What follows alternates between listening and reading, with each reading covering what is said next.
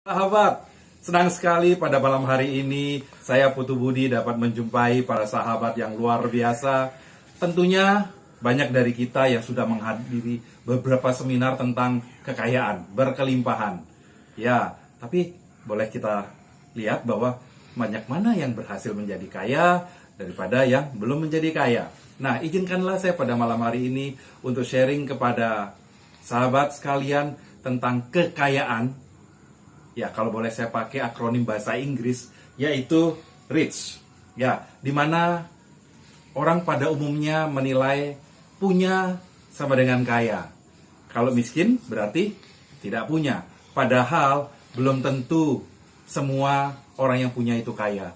Dan belum tentu juga orang yang tidak punya itu miskin. Ya, jadi tentang kekayaan yang hari ini ingin saya share adalah RICH. RICH yang pertama, R itu adalah resources. Kita semua diberikan sumber daya oleh Tuhan. Pertama adalah waktu. Kemudian kita diberikan kesehatan. Kita diberikan relasi. Kita punya orang-orang yang mencintai kita. Dan kita juga diberikan kesempatan untuk mencintai orang-orang yang lainnya. Tetapi yang ingin saya fokuskan adalah resources yang kita punya. Dan semua orang punya yang sama, yaitu waktu. Sahabat tahu nggak seminggu itu kita punya waktu berapa jam? 168 jam. Dan biasanya kita menghabiskan waktu 8 jam seminggu, berarti sekitar 56 jam kita habiskan untuk tidur. Kemudian untuk makan dan personal hygiene itu ternyata cukup banyak waktu yang dipergunakan, yaitu sampai 24 jam. Dan yang luar biasa tentunya sebagai pencari nafkah, para bapak-bapak biasanya seperti saya, itu menghabiskan waktu sampai 50 jam seminggu untuk bekerja. Nah, kalau dijumlahkan, itu sisanya tinggal 38 jam.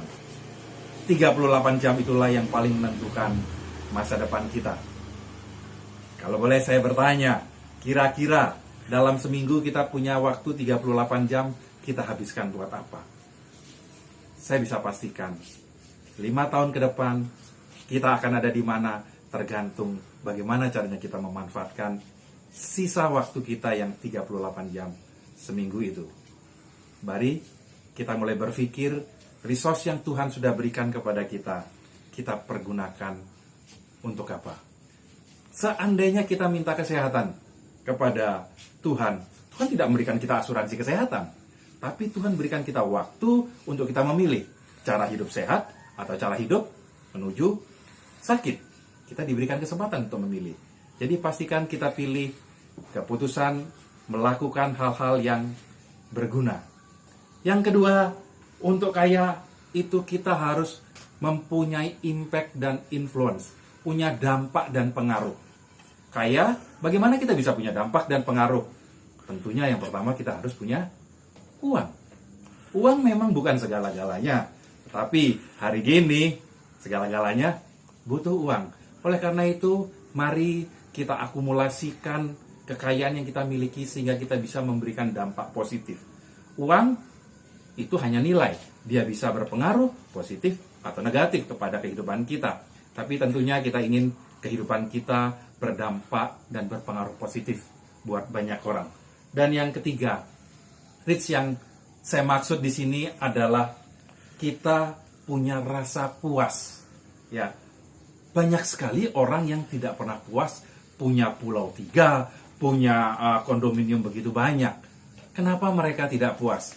Karena ada satu kata yang hilang di dalam kehidupan mereka, yaitu cukup. Mari kita cukupkan di dalam hati kita atas apa yang sudah Tuhan anugerahkan di dalam kehidupan kita, maka kita bisa menjadi orang kaya yang sebenarnya. Dan yang terakhir yang tidak kalah pentingnya adalah kita harus punya kerendahan hati. Banyak sekali orang yang belum kaya tapi udah belagak kaya. Punya Espa 1 aja udah, lagaknya paling gaya sedunia. Seperti punya ikhlas gitu ya. Tapi bagaimana sekarang, seberapa banyak Tuhan berikan kelimpahan kepada kita, kita tetap bisa rendah hati. Sehingga kaya yang kita miliki adalah kaya yang sejati. Demikian dari saya, terima kasih, salam berkelimpahan.